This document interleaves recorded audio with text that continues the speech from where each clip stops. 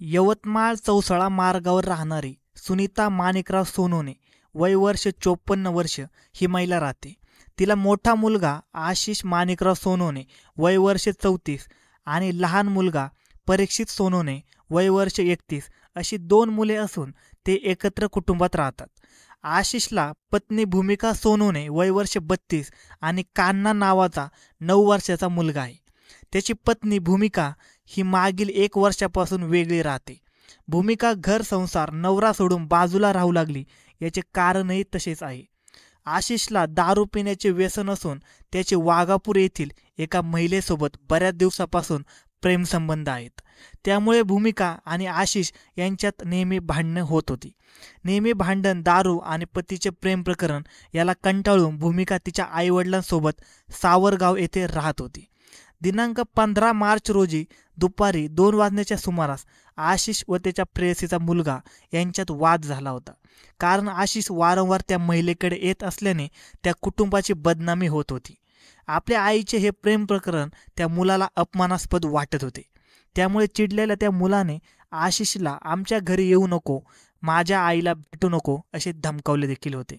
नाहीतर मी तुला ठार मारेन अशी धमकी दिली, पण आशिषने त्याकडे दुर्लक्ष केले. 16 मार्च रोजी रात्रीच्या सुमारास आशिष हा प्रेयसीसोबत व्हिडिओ कॉलवर बोलत होता. बोलत बोलत तो त्याच्या मोटरसायकलवर बसला आणि किक मारून निघाला. तो रात्री उशिरापर्यंत घरी परत आलाच नाही. सोमवार दिनांक 17 मार्च 2025 रोजी सकाळी दिनेश सोनोने यांनी आशिष हा वाघापूर टेकडीजवळील काशीकर महाराज मठाजवळ पडला आहे, त्याला कुणीतरी मारून टाकले आहे अशी माहिती त्याची आई सुनीता सोनोने यांना दिली. या घटनेची माहिती मिळताच सुनीता सोनोने यांनी वाघापूर टेकडी येथील काशीकर महाराज मठाजवळ जाऊन पाहिले.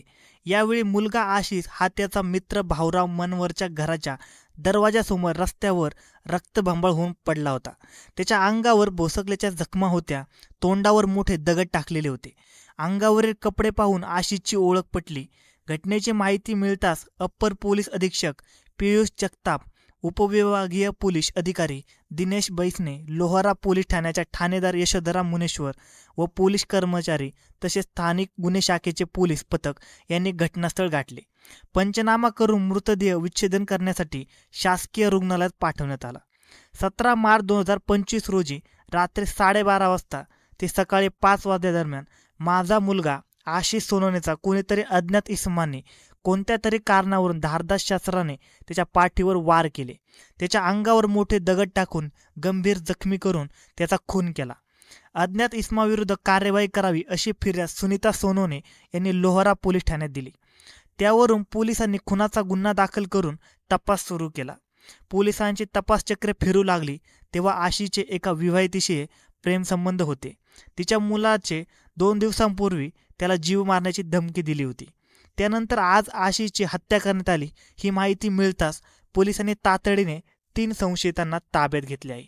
त्यातील संशयित आरोपी प्रशिक मुकुंदराव धवणे वय वर्ष 24 राहता जिरापुरे लेआउट लोहारा यवतमाळ, अंकुश डोमाजी चावरे वय वर्ष 26 चौसाळा रोड बोदड वाघापूर, संकेत अर्जुन कदम वय वर्ष 18 राहता वाघापूर टेकडी यांना न्यायालयात हजर करून पोलीस कोठडी मिळवली.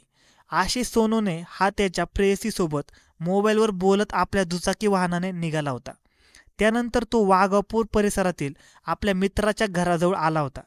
रात्रीच्या सुमारास मित्राला आवाज देऊन बाहेर बोलावू लागला, पण त्याला माहीत नव्हते की तो जणू मृत्यूलाच आवाज देत आहे, कारण त्याच्यावर पाळत ठेवून मारेकरी संधी शोधत दबा धरून बसले होते.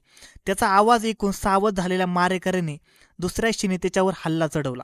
त्याच्यावर धारदार शस्त्राने वार केले. या हल्ल्यामध्ये तो जमिनीवर कोसळला. तो खाली पडताच मारेकऱ्यांनी त्याच्या डोक्यावर दगड घालण्यास सुरुवात केली. जीवाच्या आकांताने तो आक्रोश करू लागला. त्याच्या आवाजाने त्या भागातील नागरिक जागे झाले होते. मध्यरात्रीच्या सुमारास लोक घरातून बाहेर पडेपर्यंत आशिषचा श्वास थांबला होता. त्याची हत्या केल्यानंतर मारेकरी तेथून पसार झाले. तपास करून पोलिसांनी संशयितांना जेरबंद केले आहे. अनैतिक संबंधातून आईच्या प्रियकराची हत्या करून मुलगा व त्याचे 2 मित्र कारागृहाची हवा खायला गेले, तर विवाहित महिलेसोबत अनैतिक संबंध ठेवणे आशिषच्या जीवावर बेतले आहे. धन्यवाद मित्रांनो. असेच मसालेदार मराठी क्राईम स्टोरीज ऐकण्यासाठी आजच आपला यूट्यूब चॅनल क्राईम कट्टा याला सबस्क्राईब करा. धन्यवाद.